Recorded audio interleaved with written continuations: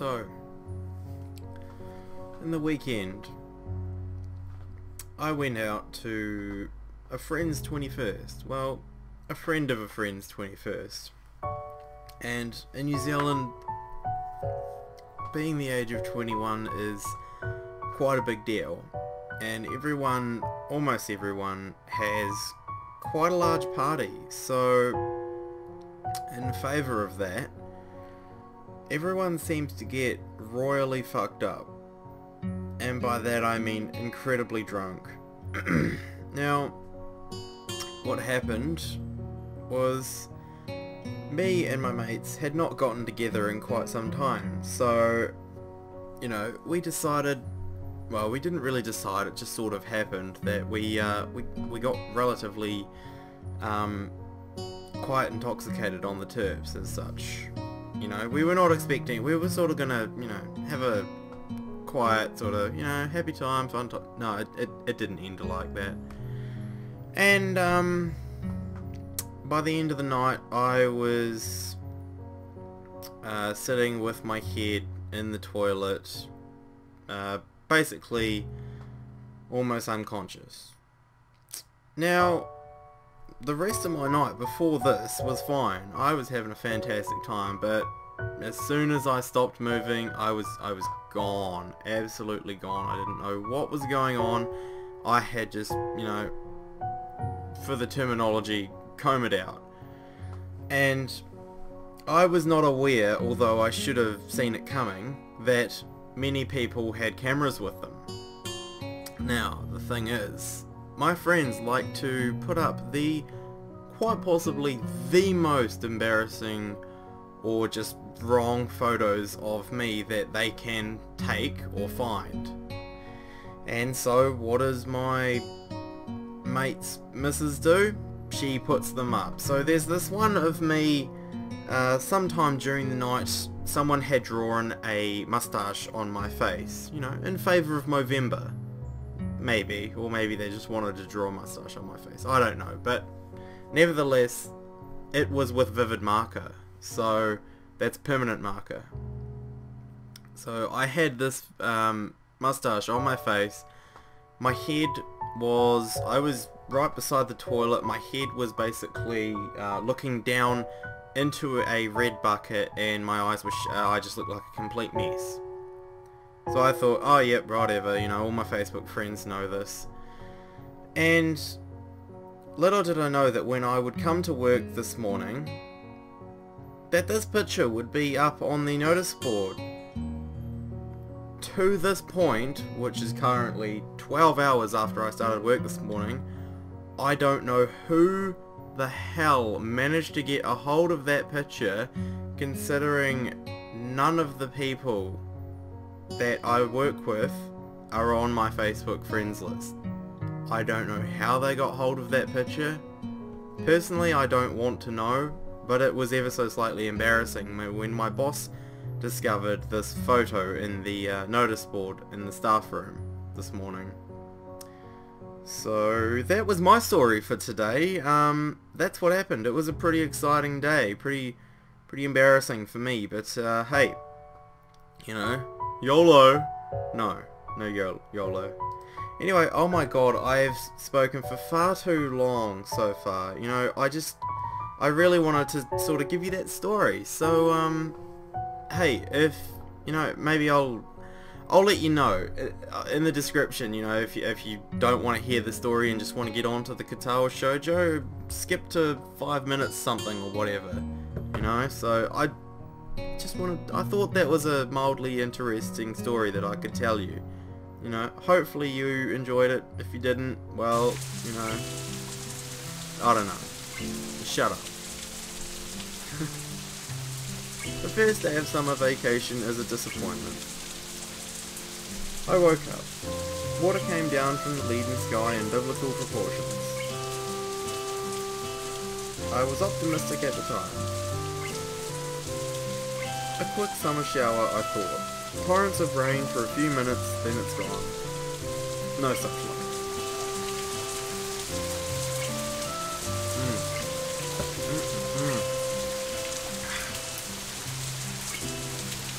Rainwater is relentlessly pouring down from the blue-grey sky outside, streaming down the glass of my window in small brooks and rivers and gathering together to form miniature ponds on the walkways. Just like it has done for the past 2.5 hours. So I've been half-assedly cleaning up in between half-assedly reading a book, packing my stuff on the side when I get bored of the first two. The weather drags my spirits pretty down too, making it harder to do anything properly. It's the same for everyone, you know, that's a general rule of life, to be quite honest. If the weather's shit, you're gonna feel like shit. The weather's great, everyone's all happy and you know, just give flowers to each other, maybe not that far, but majority of people are pretty happy when the weather's good. When the summertime and the weather is fun. Okay, maybe not. Something bumping quite loudly against my door rouses me from my apathy.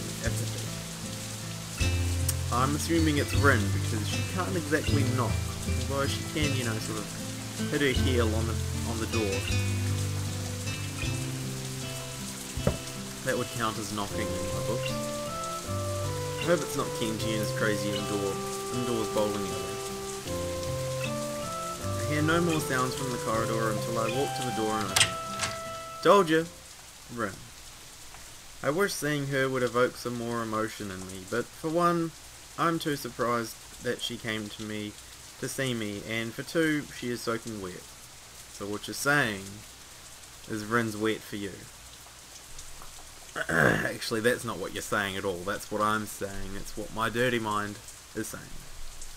Her uniform shirt is drenched and she is standing in a self-created puddle. My mind just took that to a completely different place. Right? I'm gonna carry that on. Right? You can take it as you wish, but my mind is just whoosh.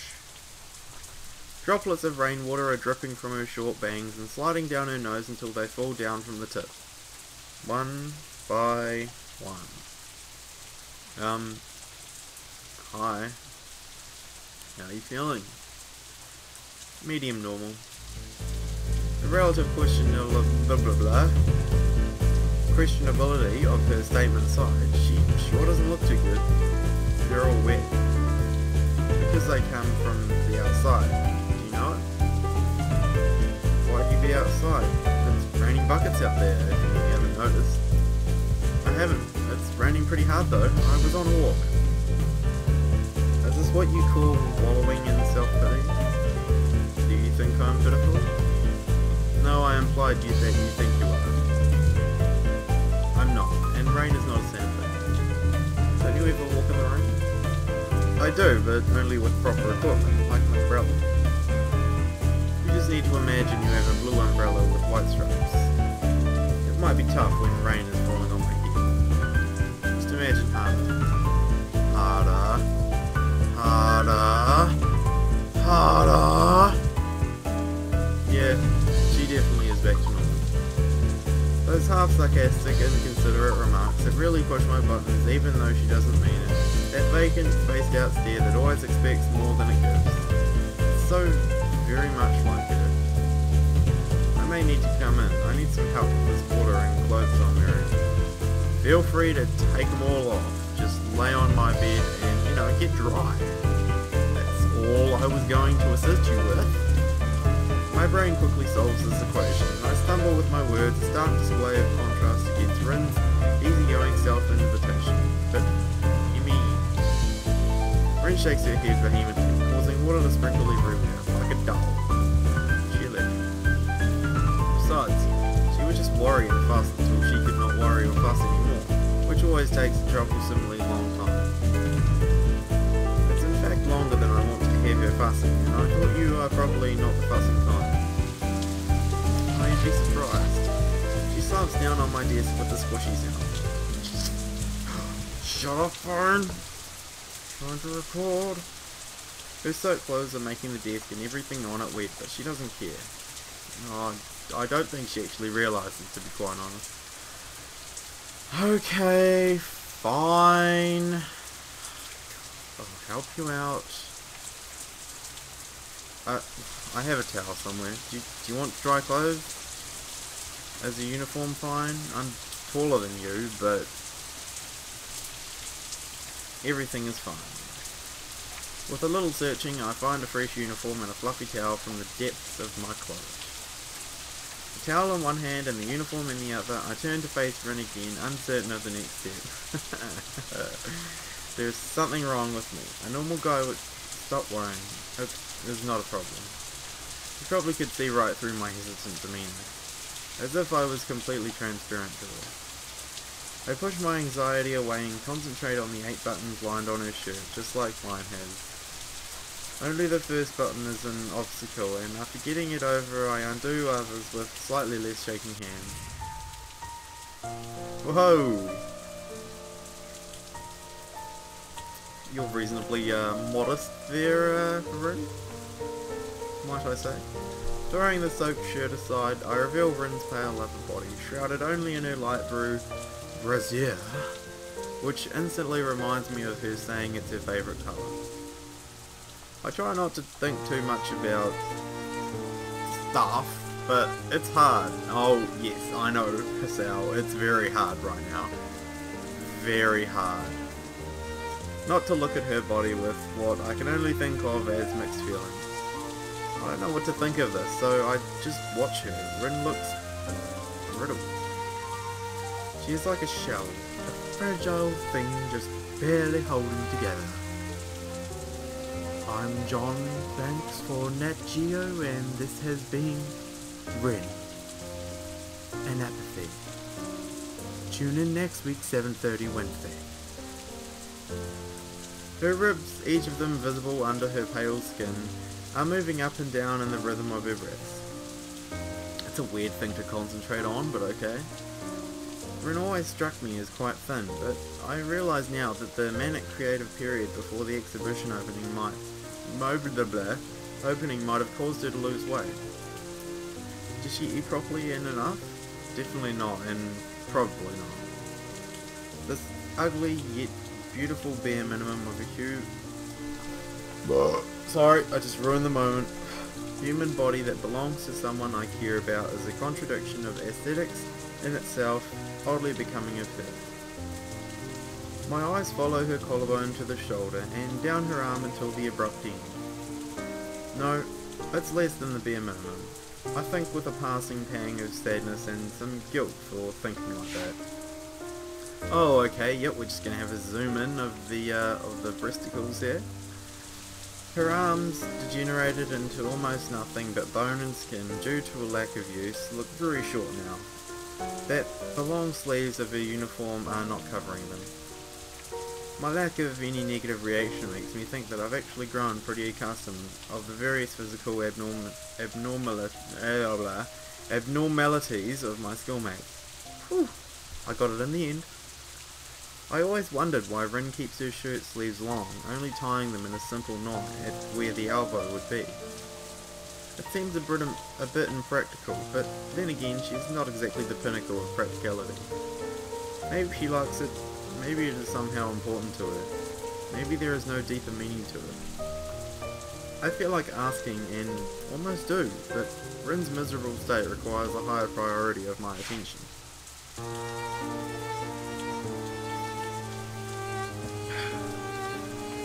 Jeez, oops. That was accident, I swear. I accidentally bumped the scroll wheel on the mouse. I did not intentionally scroll back to the breaths. She stopped talking too, after we ran out of spiky greetings. I guess there is no need for chit-chat. I pick up the towel from the bed and wrap it around her head, rumpling it all over her hair until most of the rainwater is hopefully soaked into the fabric. She peeks from below the towel at me, looking up with impassive eyes. It looks like she wants to say something without saying it. That kind of look. But I can't read what she is thinking about from her face, so I just keep on fussing with the towel around her shoulders and hair. Silence is oppressive, terrifying. Communication between us has suddenly been reduced to the movements of my hands and the towel, and Rin swaying her body to and fro. My jagged breathing and her quiet breaths trying to find a common rhythm that just is not there. I think I can hear her heartbeats, or maybe they are just mine redoubled.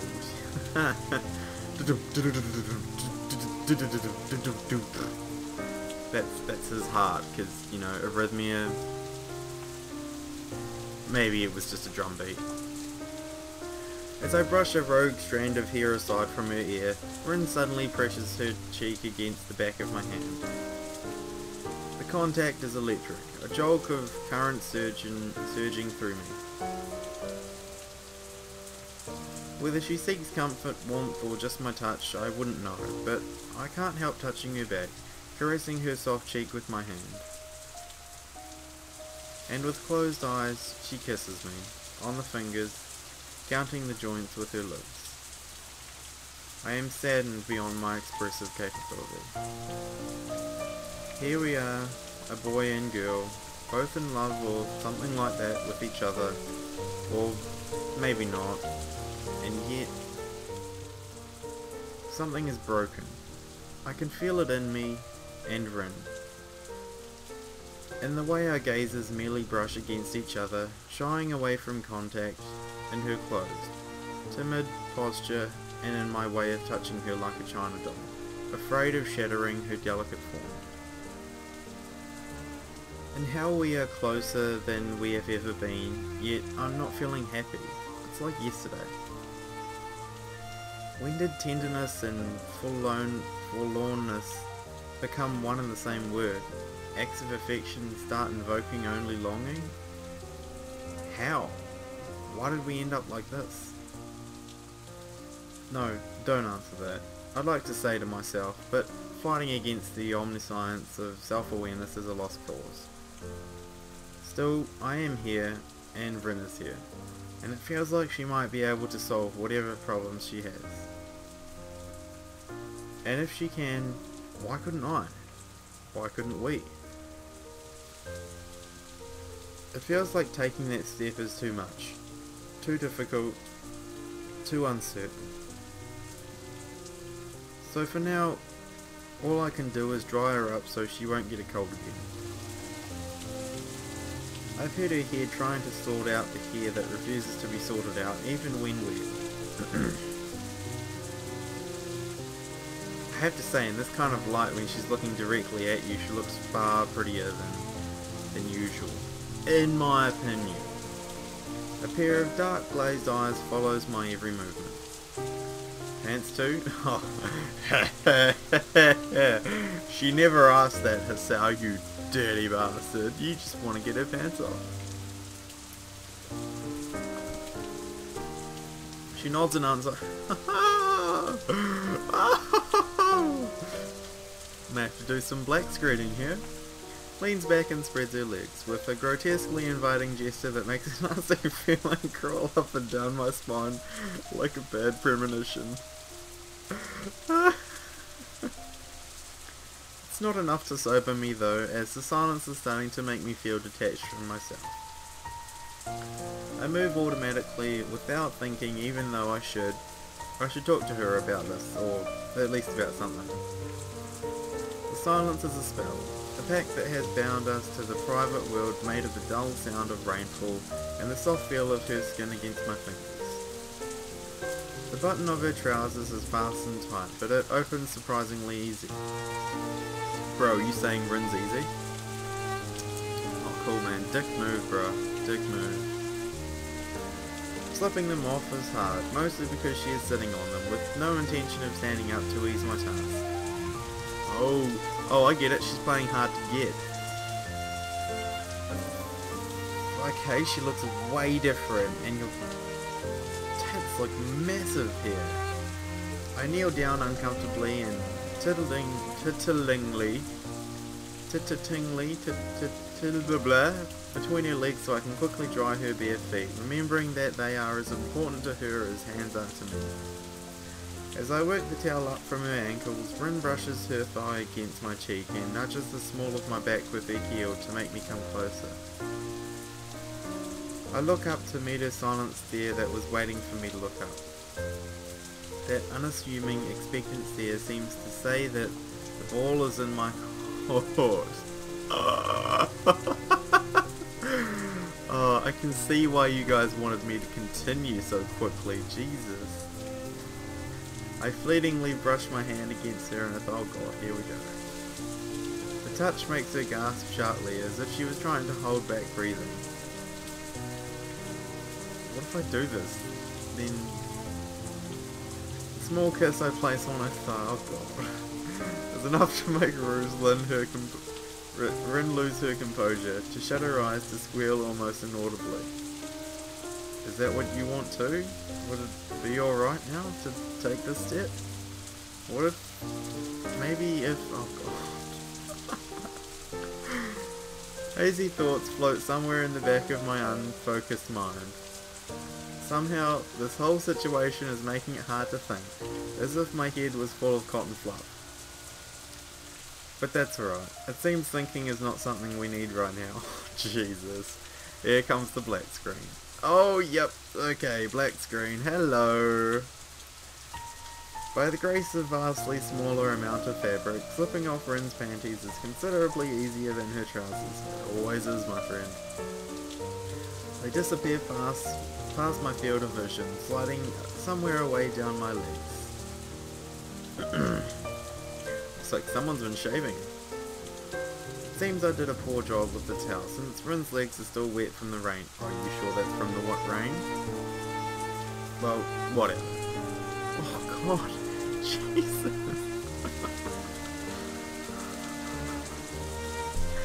Oh, guided by instinct more than rationality, I move closer and taste the different kind of wetness.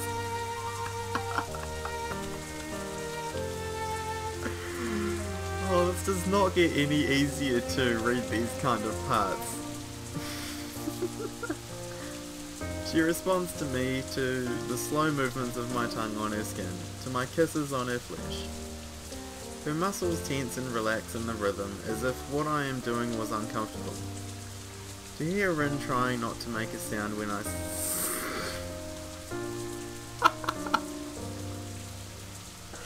oh, the wording just gets me alone. Let me try this again. To hear Rin trying not to make a sound when I suck on her is unreal. This whole morning has been so unreal, like the surreal intangibility of an awakening dream. I can't believe I am doing this to her now, but I am going with the flow. Besides, the point of no return was 1,000 miles ago. I move around, try to do things to her, to find the places where her weakness lies. Sounds like you're hunting prey, Hisao. To tease her, to drive her mad with pleasure because I want to. I want to do this to her.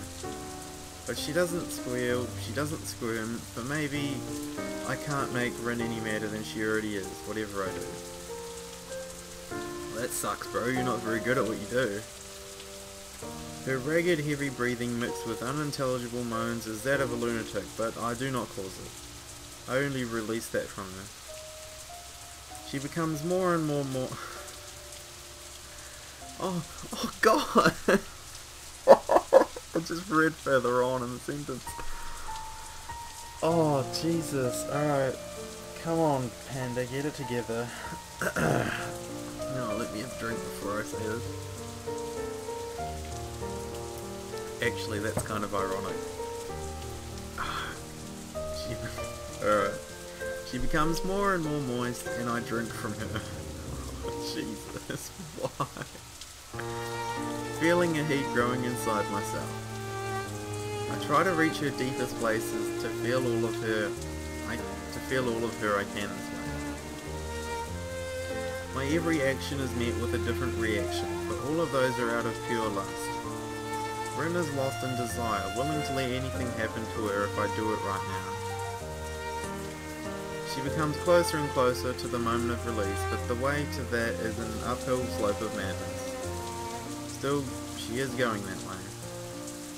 The muscles don't relax anymore between the waves of ecstatic spasms. Rin just becomes tenser and tenser, contracting so much that it must be physically painful, but I do not let go.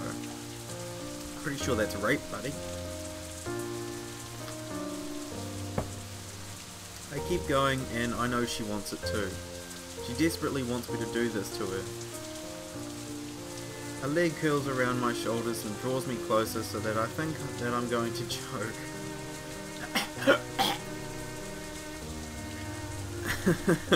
What's wrong, Hisao? Sorry, furball. I keep going because it's the only possibility. As I push the button that drives her into gasping for breath, locking her leg into a cramp against my back, losing her mind in the sensation, at that precise moment I seem to forget all that was meant to be, all that should be. All I know is that she came here, and I think there was a towel at some point too. Yes, you're right, Hisao. She certainly did come here. If you know what I mean. None of it matters. All that matters is this, what we have now.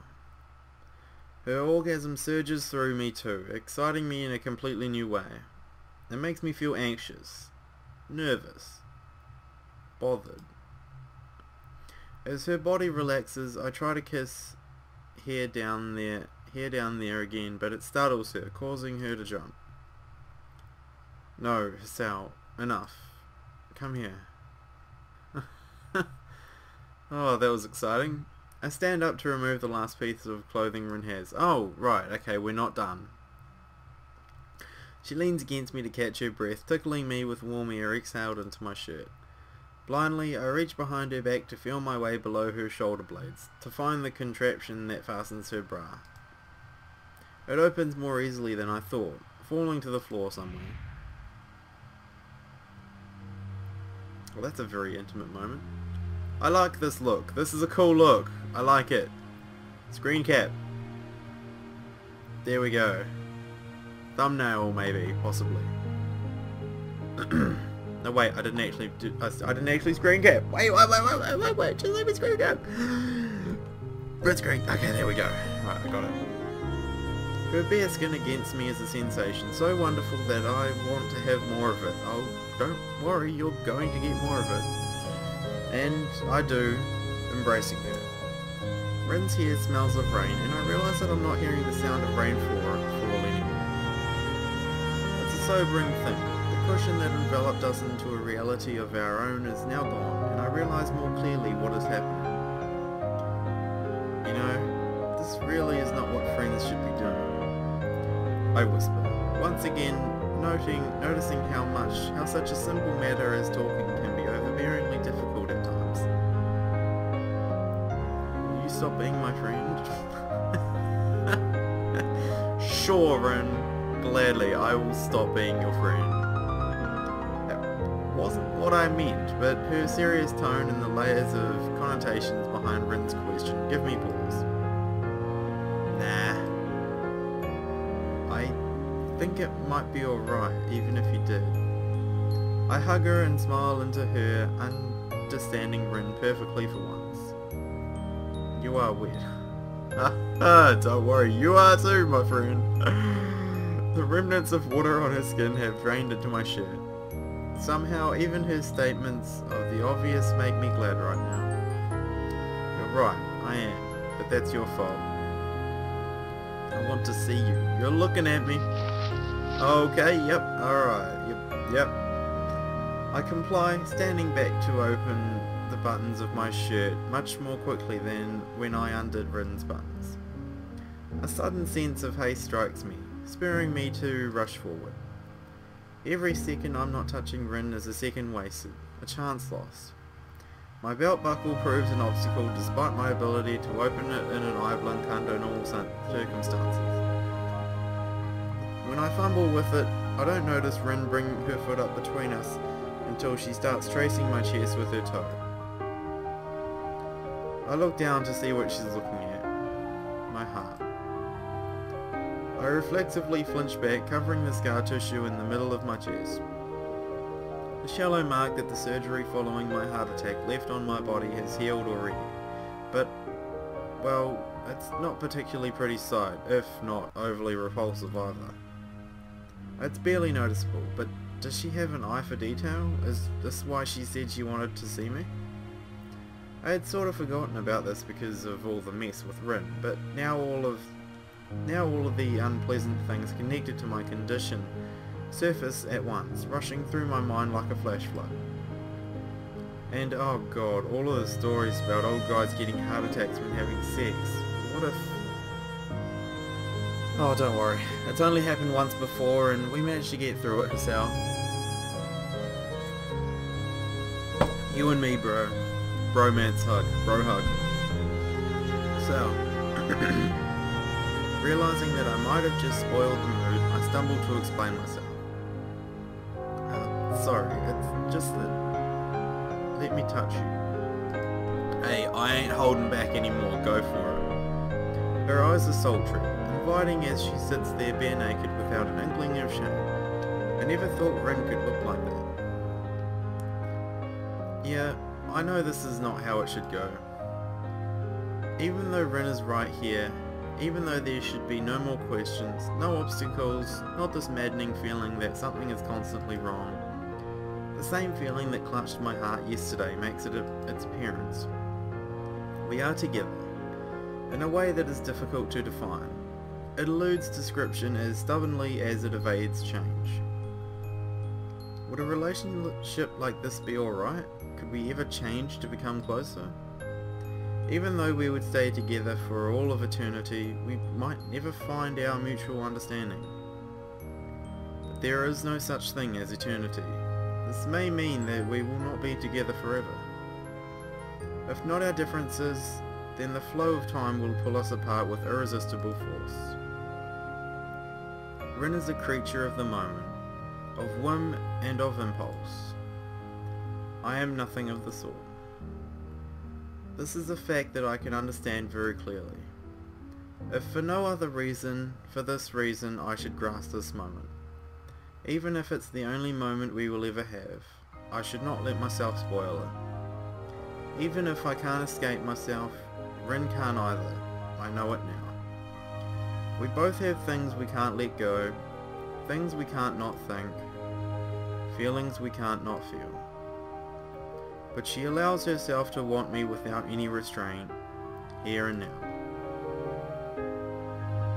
I'm sorry. You know, Hisao, you really have to stop worrying. Rin interrupts me before I get further, which is good because I don't know what I could have said. Her voice, void of its usual spaciness, scolds me softly, without an edge. You really have to learn to let go. She scans me calmly, almost calculatingly. I wonder what I look like through her eyes. Damn, they are so green it almost hurts. I always was so enchanted by her eyes, those mysterious, captivating eyes that always were too restless for their own good. But I was also intimidated by them. Yeah, Rin is intimidating on more than one level, and especially right now. She is frighteningly lucid. Those goosebumps on her skin giving away that she is cold, or scared to.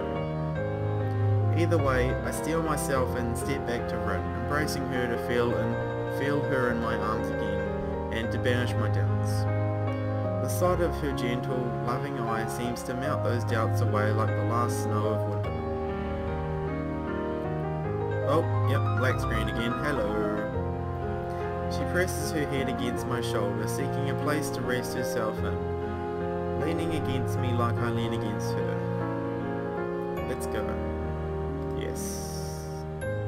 You should forget about stuff like future and past. It's not like you can change those kinds of things. I wanted to say something to her, but I have lost my voice, so I just mumble something unintelligible at her. You should just be with me now. Maybe she understood what I wanted to say, even if I didn't. Come here. I am here. Come closer. My entire body is thinking only in positives now, so I do, hugging her more tightly. Closer. I press my lower body against hers. She tenses a little. Just a little. Closer. Jesus, woman, do you want a bear hug or what? Honestly. Her final plead is more like a prayer. There is only one way to be any closer than this. Oh god, here we go. I reach down between us and guide myself, sinking myself into her. Every muscle in Rin's body stiffens at the same time. She doesn't say anything or wince, so I push deeper, eventually moving out. And again, she moves with me. Our movements melt together into one continuous stirring of back and forth, in and out. All sensations become sharper, amplified tenfold. My brain gave up interpreting all this stimulation ages ago, and now I am left with no choice but to feel all of this with my entire body. Doesn't sound like a bad thing at all. It's like that for Rin too. I know it. I can see it. I can feel it. She breathes sharply in and out, losing all composure and grace, breathes warmly against my shoulder. Between those fragile breaths, she sometimes kisses me tenderly, gently as if she was unsure how to do it properly. But there is no hesitation. Desperately clinging to me, drawing me closer so that I can feel all of her, she moves against me, around me, so that it's hard to say where I stop and she begins. We take it slowly, excruciatingly slowly, as if we had all the time in the world, even though we only have this moment and nothing beyond that. That feeling is... wait. I stop moving, slightly alarmed. Maybe it hurts, or... She looks at me, oh, you forgot a dom! In a way that I can't really begin to interpret. Is this a...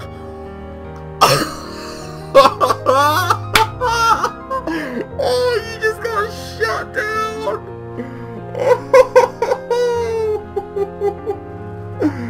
Oh,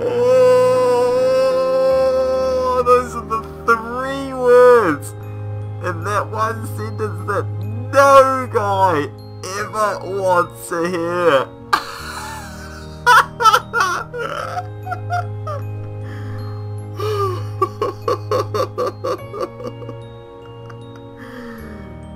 Oh man.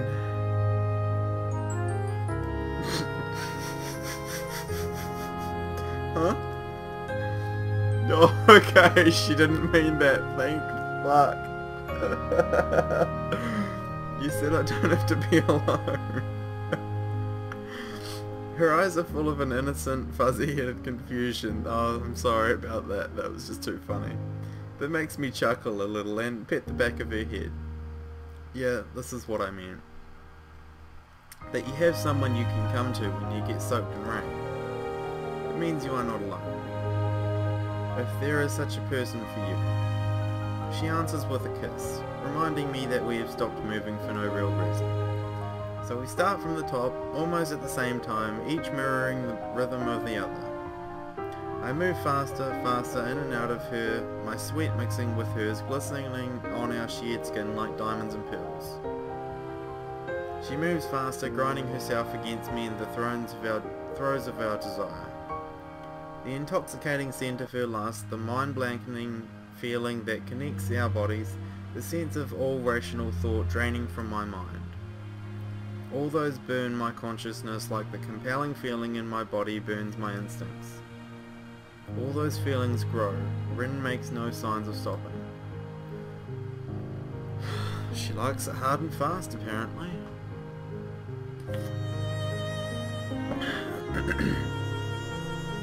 She curls her feet behind my lower back, forcing me to drive myself inside her as deep as physically possible, each millimetre sending waves through my spine.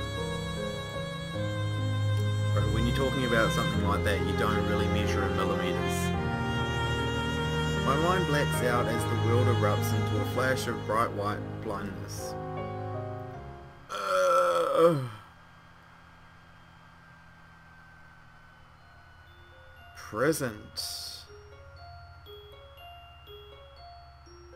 Present.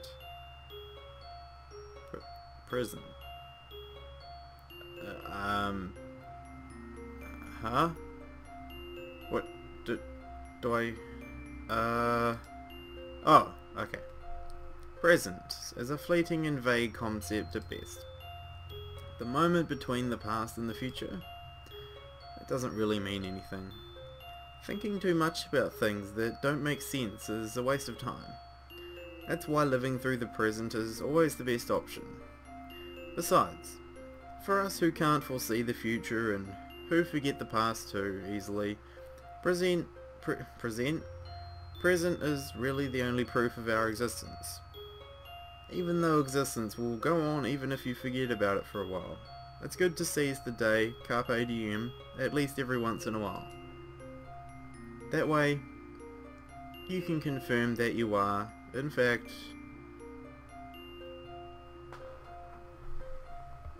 alive.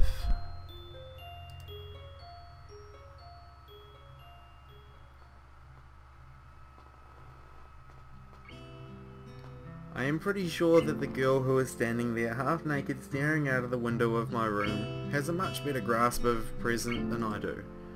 I like presents. Presents come around Christmas time.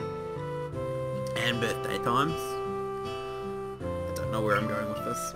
As for me, well, right now I'm somewhat confused by my present state, since I should try to locate my shirt and not stare at Rin's butt. But I just can't stop looking at that ass. She is so close to the glass that her nose is probably going to leave a mark. Oh, Rin, I just fucking cleaned those windows yesterday. Please get your nose away from the window. I'm gonna have to buy some more Windex, honestly. At least her breathing does when it condenses on the rain-cooled window glass before quickly disappearing again. My shuffling around to get dressed doesn't rouse Rin from her contemplation, which is fine, really. I don't mind the silences as much as I used to. Only after I'm almost finished with buttoning up my shirt does Rin say something, still without turning to look at me. Let's go somewhere. Where? I can only assume she is inviting me and not the windowsill, but it's a fair guess. Excuse me, Hisao, but you just interrupted an extremely important conversation I and the windowsill were having. How rude. I know. Wait, what? What? Help me get dressed. I think today is the day. Come on, clothes. Clothes, clothes. What an impatient time. I crouched down to pick up the bra from the floor where it had fallen, discarded in the haste of undressing and forgotten it. Hanging it from between my fingers like a dead fish, the same That's quite the description. Between my fingers like a dead fish. It grasped me when I was undressing Rin is creeping inside my head again. Is intimacy really something this difficult for me to handle? Come on, you got it off just fine. This is the same, but the other way around. It's like talking backwards. It's extremely difficult to do. You're so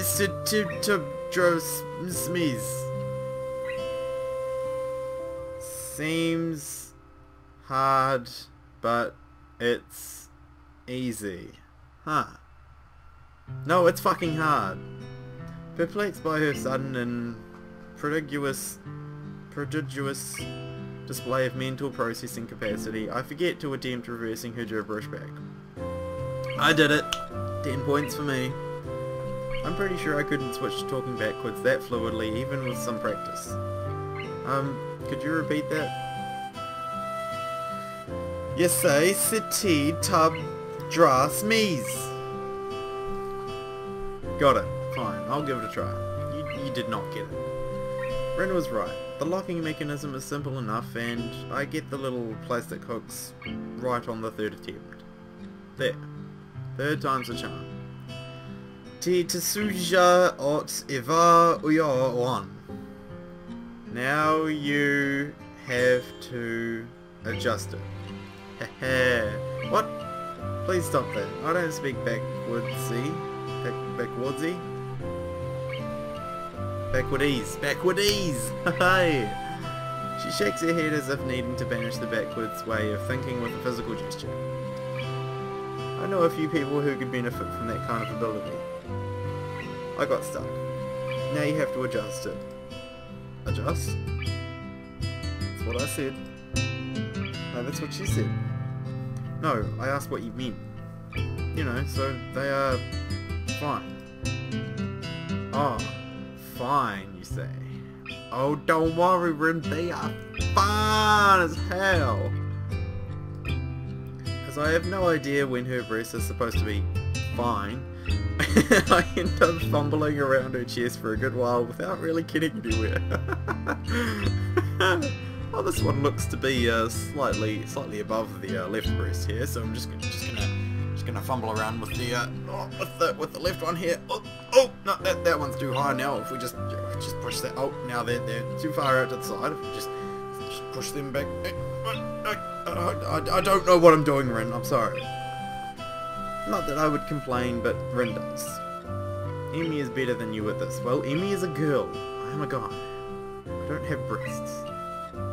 Her impatient tone ticks me off, even though I can't really disagree. Rin suddenly seems to be in an awful hurry. Yeah, well, excuse me. Could that be because she is a girl and can actually relate? I don't think so. She has just as much chest as you do. Actually, that's almost relatively true. Emmy does not have that much of a chest, which I'm fine with. It's fine. I didn't complain through her path, so you know, it's fine. With her bra and breasts eventually fine, as they should, the rest of her clothes are considerably easier to put on. Ren launches towards the door, even though her shirt is not even buttoned up all the way yet. Left with little choice, I run after her. As soon as I realise that we are heading for the side entrance leading to the forest, I think I know where Rin wanted to go, although I couldn't say why she'd want to go there. Then again, I can't really assume my guesses to be anywhere near correct when Rin is concerned, not even for quite generous definition of correct. The forest behind the walls smells of rain. The last raindrops are still dripping from the wet undergrowth into the earth despite the rain being gone for a while already.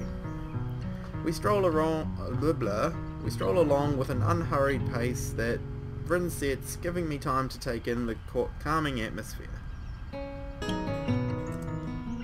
think I can hear Rin saying hello to at least 3 different trees while she walks past them, but I ignore it, just like the trees do. Bunch of rude guests, I am telling you. She leads me to the narrow side path leading up to the hill's tops, as I guessed. I really hope it's not like the hills have eyes. Oh god, my dog's at it again, barking just outside my window. I peek through the canopy trying to find a rainbow, but there doesn't seem to be one.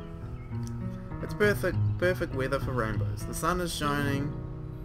Weather is sweet here, makes you wanna move your dancing feet now. And rain has passed not too long ago. Well, whatever. I lower my eyes from the treetops. I swear to God, every time I see this is a mountain bike track I have been on. Honestly, maybe without the posts seem a bit dangerous, but if it weren't for the posts, it's definitely a track I've been on. I lower my eyes from the treetops to see the gaunt back of the girl who is climbing up the hill slowly without losing her balance. A few steps ahead of me on the path, but still within my reach. I don't think I could ever reach a rainbow, but reaching Rin, it seems less impossible than it used to seem. The clear sky greeting us from above the meadow clearing seems vast and beautiful. A strong wind is herding the rain clouds away from the town to the other side of the mountains in the distance. The sight is pretty, but ooh, pretty flowers. A speck of white flies past it. Oh, I hate white flies, they are so annoying. Past the edge of my peripheral vision, but when I turn to look, it's already gone. I can tell you a little thing or two about white flies. In my job, I handle a lot of flowers when people buy them, and every now and then, there's always one plant that has like 5 or 6 white flies, and they're these tiny little bugs that you can't really see until they fly up your nose or into your eye, which they constantly do on a regular daily basis for me. Pisses me off to no extent. Another follows, then a third. Before I realise it, dozens of almost invisible small tufts of white are flying all around us. Look, the flowers. I see it now. The sea of dandelions that covered the hilltop on our last visit has changed over the days. Where there was bright yellow before, there is now fluffy white. Some of the flowers have already shed their seeds, but many are still waiting for the suitable gust of wind. Today those gusts are not in short demand. Every now and then they shake the grass thoroughly and suddenly the air is thick with dandelion seeds. Shut up, phone. One by one the seeds separate from the flower heads and are lifted away. A commonplace event, but one that seems to fascinate Rin for some reason. She's turning her head from side to side, marvelling at the change happening all around her as the seeds fly away. I watch them too, following the white tufts floating with the wind towards the horizon, and imagine that I can see them even after they disappear from my sight. Hisao. Yes? Do you love me? Sure, I damn right do. I snap to attention to meet her suddenly very serious face. It is not only looking at the flowers anymore. What a tough question, asked just like that, out of the blue. Even though it's tough, you're going to answer, yes I do. I love you, Rin. Still, her bluntness compels me to answer rapidly. I don't know, maybe I do. Maybe too rapidly. Okay, that was... What does that mean? I don't know. Rin sighs, perhaps unhappy with my wishy-washy answer. I would be too. Yes, I don't think anybody likes wishy-washy answers, Hisao. Me neither. I don't think I know much about love. It's fine, isn't it? How should I know? The shrug of her shoulders seems to say, hesitating to give a firmer answer. She stays silent for only a second too long, but even that second isn't long enough for me to think think ahead. I love you. Those 3 words freeze me in a place like a rabbit staring into headlights, but I'm not a rabbit and I'm just staring into Rin's eyes that seem far, far too impassive for what she just let out of her mouth.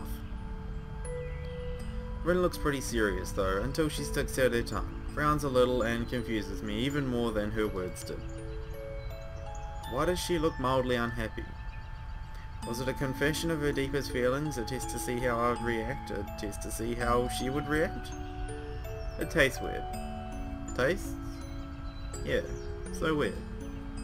She laughs, maybe nervously or so I want to think, but stops midway when she notices how strange it sounds. Like, I don't know what, I don't think there is a word for this. Rin keeps on talking as though there was no meaning behind her words, steady and careless words dropping from the same tongue that formed the more important ones. A word for... accept? It's like she can't find the words. Rin just keeps staring at me, stumbling with her words as if her brain suddenly ground to a halt. She looks awfully confused, much like how I feel right now as I wait for her to explain. But she doesn't, she just blinks a few times, the flutter of her long lashes catching my fancy, because she looks like she is petrified otherwise. Until I realise what they were fighting against. It's those weird tears again. Not associated with sadness or happiness, not pitiable sobbing nor laughter of joy. Just tears, spontaneously and without a warning, like that one time in her classroom.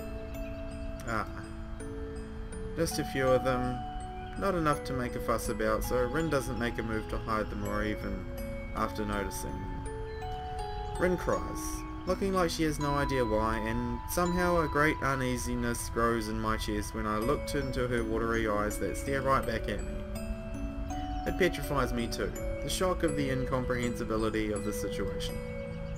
I just don't know what is happening anymore. Neither do I.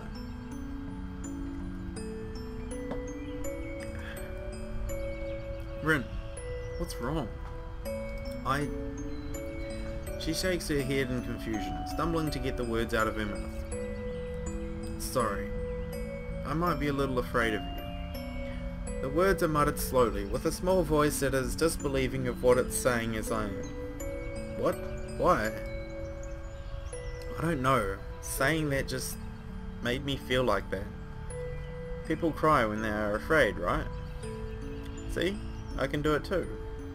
She's averting her gaze now, deliberately not looking at me. It bewilders me, at least as much as what she is saying. I sometimes with you want to run away so badly, but I can't move. It's like my legs turn into lemon panna cotta pudding and my heart feels like it's going to explode, and she slumps her shoulders. I can never get that word, oh my god. Has a thing like this ever happened to you? I remember the leaden sky above the frozen forest and the sound of the leafless branches clacking against each other. It's like a memory from another life. Yeah, once. My heart hurt a lot back then too, but I thought your thing was not contagious. I shake my head. A tiny, slightly forced smile raises on my lips. The other ailment of my heart could very well be contagious and I wouldn't care a bit. What are you afraid of? I never thought I was scary. Rin shakes her head desperately, as if knowing that the tangle inside her mind won't be undone with just that. You make me feel that I should be someone else than me. It's a scary thing. It happens when you are being nice to me, like yesterday. I never know what to do at times like that. It's hard. Her voice is barely audible, a whispered admission of something that is too embarrassing to even think, not to mention to say aloud. Rin has never been one to be embarrassed, so she does utter it aloud, only timidly as if by instinct. But I want to do something, but I don't know if this me can. For a moment we just stare at each other as if waiting for the other to say something. You are so stupid. Rin's lips taste salty and scared against mine. As I grasp into her into an embrace, I feel my heart thumping in my chest painfully. Oh god.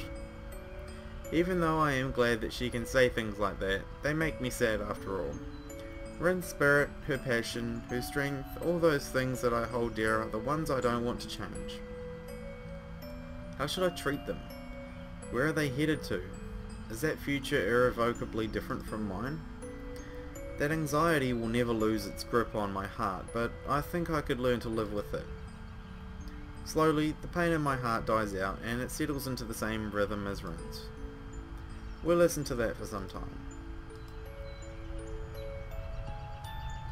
Our lips break apart. It takes a while for either of us to realize that we can say something now.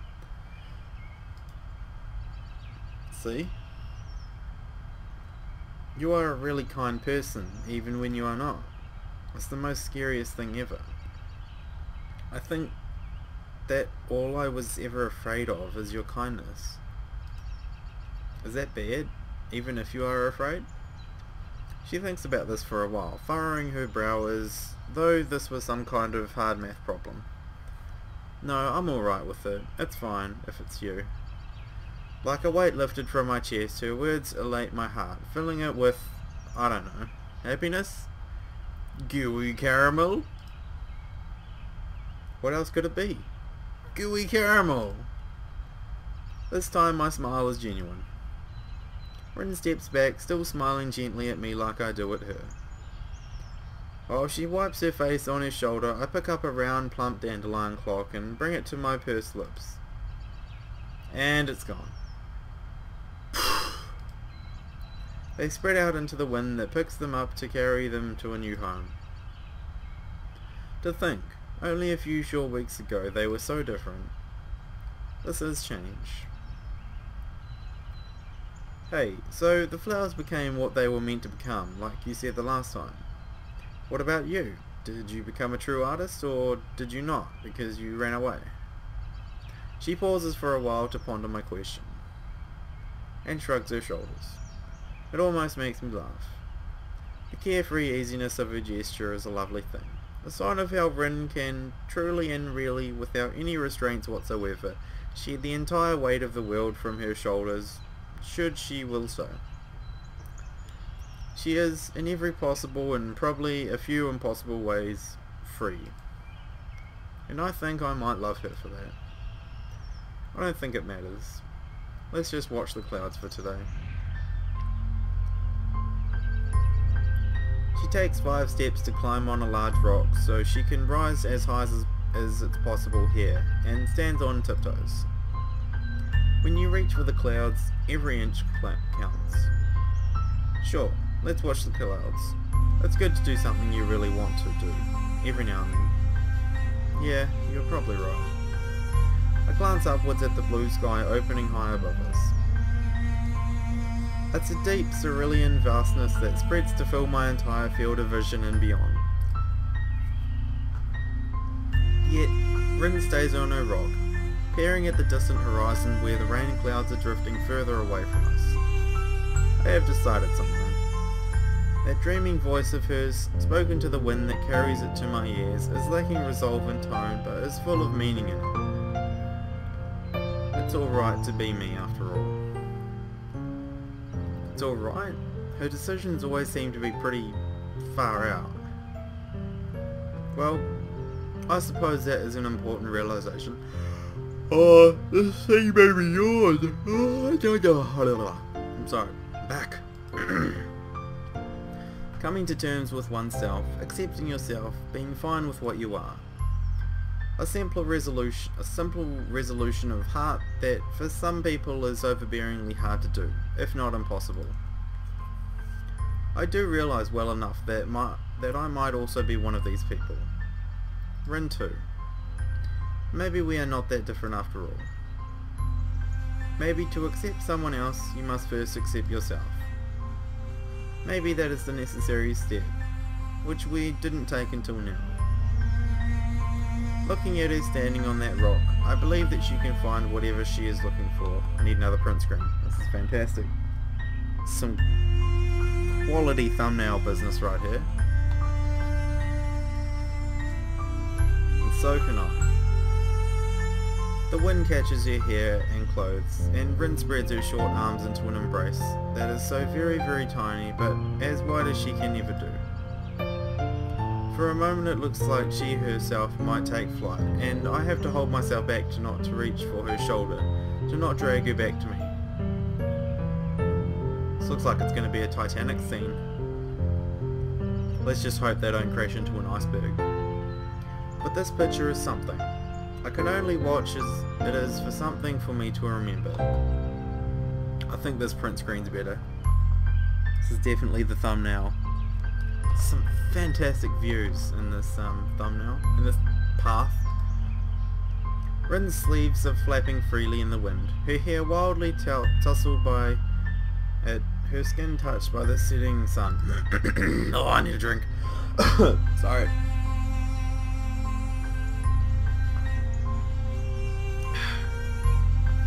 Starting to lose my voice there. Her sleek form that I've come to adore is quivering in the cool wind that carries the small white specks past her, each a beginning of a new flower. All that is engraved inside my heart. Like those tiny seeds scattered into the wind, I'm sure that Rin too can take her place in this world without the need to create her own inside of it. Maybe she believes it too, and standing as close to heaven as possible, she is giving the world a big hug. To me it seems like the entire world really could fit there, between those small arms of hers, inside of her all-encompassing embrace. So, she looks at me in the same way she calls my name, carelessly over her shoulder with a strange happiness in her voice and in her eyes. I gaze into those mysterious dark eyes that are curiously twinkling from below her auburn hair. Although I'm too far from her to see it, I'm sure they are reflecting my image. What is it? What's the word for it when it feels inside your heart that everything in the world is alright?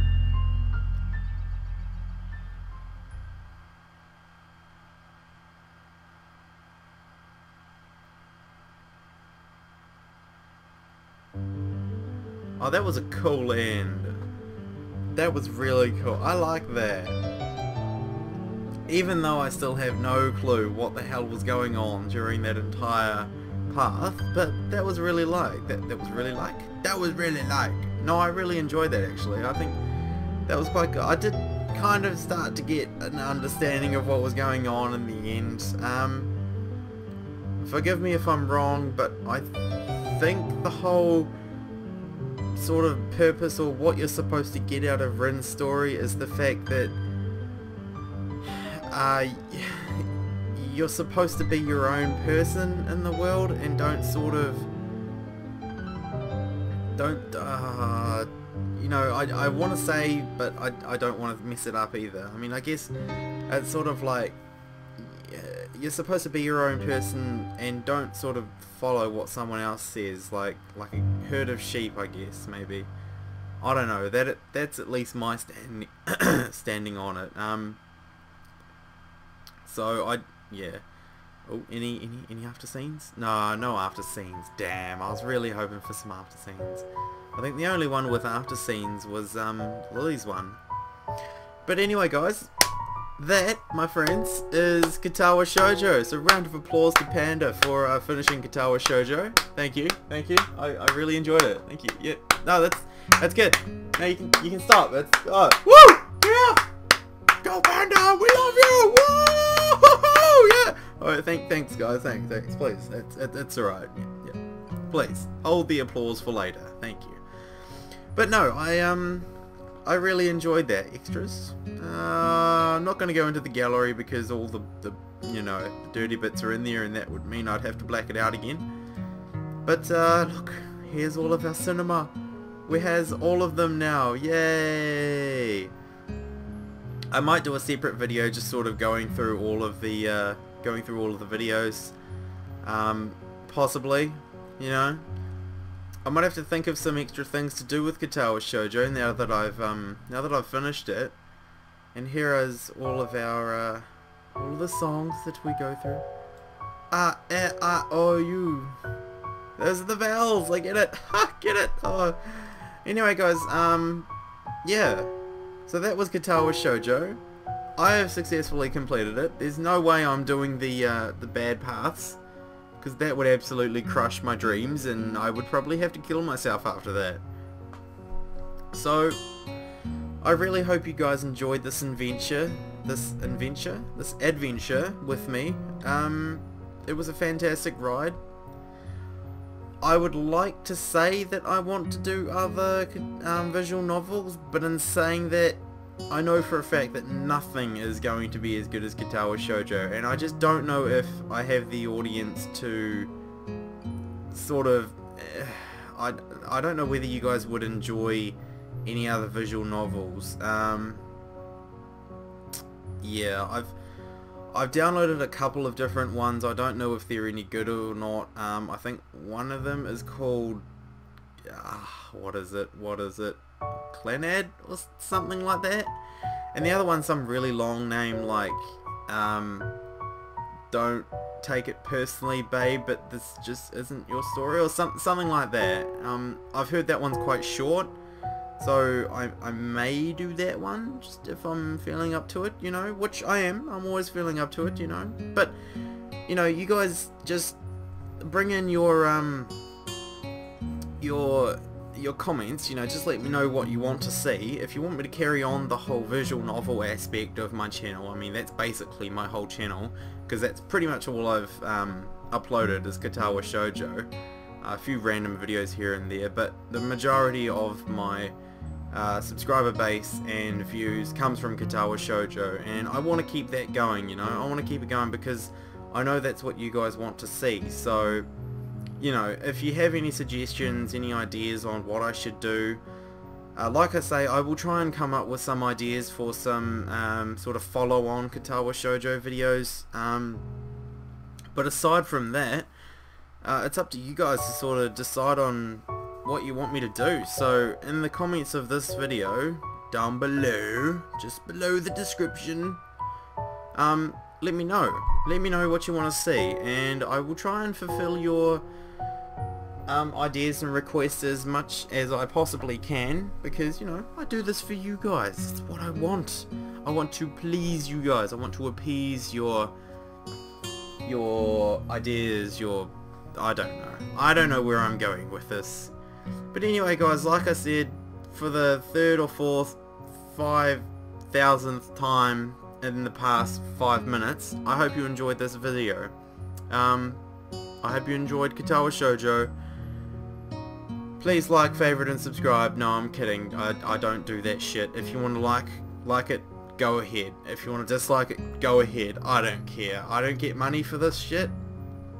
I'm not a YouTube money whore, whatever. Not that I would get that much anyway, but that's irrelevant. I digress. Anyway, guys, next video, don't know what it's going to be, but hey, I'll talk to you guys later. Peace!